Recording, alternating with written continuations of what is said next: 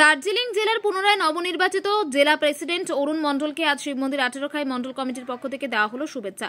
আজ শিব মন্দির BJP office প্রাঙ্গণে অরুণ মণ্ডল ঢোকার মুহূর্তে বিজেপি কর্মী সমর্থকরা স্লোগান তোলেন এবং ফুল, প্রদীপ ও আবিরের টিকা পরিয়ে বরণ করে নেন। এরপর ফুলের মালা ও মিষ্টি সহ খাদা পরিয়ে শুভেচ্ছা জানান 18 মণ্ডল কমিটির প্রেসিডেন্ট সুভাষ ঘোষ।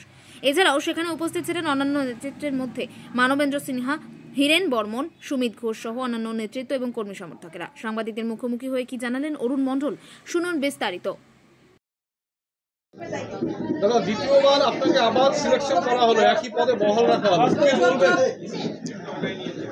ভারতীয় জনতা পার্টি আমাকে যে দায়িত্ব দিয়েছে, পুনরায়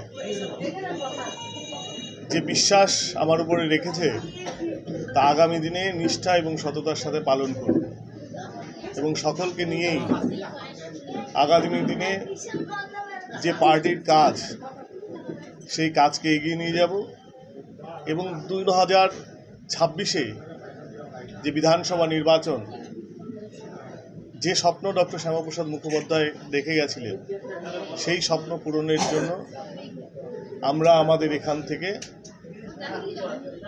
লড়াই জোরদার দেব এবং ভারতীয় জনতা পার্টির পদ্ম ফুলকে প্রতিষ্ঠা করব।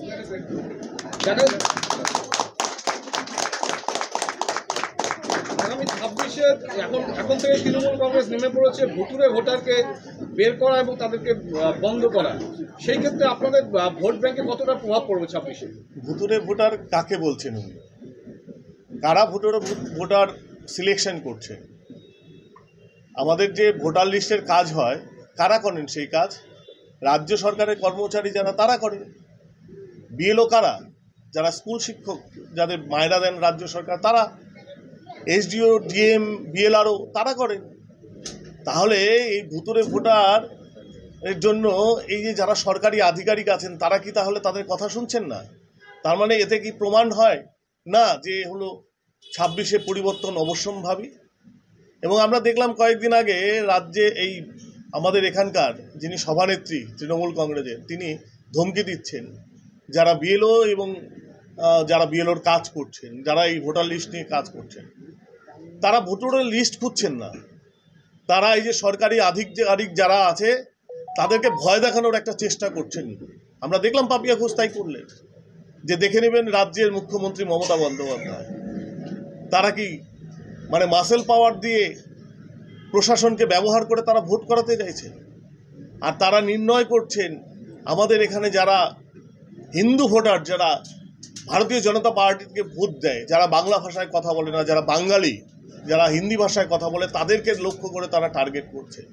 তারা বলছেন যে শিলিগুড়িতে এখনো পর্যন্ত 28 জন 29 জন ভুয়ো ভোটার তারা খুঁজে পেয়েছেন। কিন্তু ভারতীয় জনতা পার্টির রাজ্য সভাপতি ডক্টর সুকান্ত মজুমদারের নেতৃত্বে কেন্দ্রীয় যে নির্বাচনী আধিকারিক, নির্বাচন কমিশনের কাছে আমাদের পিটিশন দায় হয়েছে, যেখানে বলা হয়েছে সারা পশ্চিমবঙ্গে 13 লক্ষ ভুয়ো ভোটার আছে এবং কোচবিহারের মতন জায়গায় 65,000 ভুয়ো ভোটার আছে, যারা যে ভোটারগুলো আমাদের হিন্দিভাষী নন, সেই ভোটাররা সীমান্তবর্তী এলাকায়, যারা একটা আমাদের বিভিন্ন উগ্রপন্থী বিভিন্ন জায়গা থেকে বিদেশিরা এসে আমাদের এখানে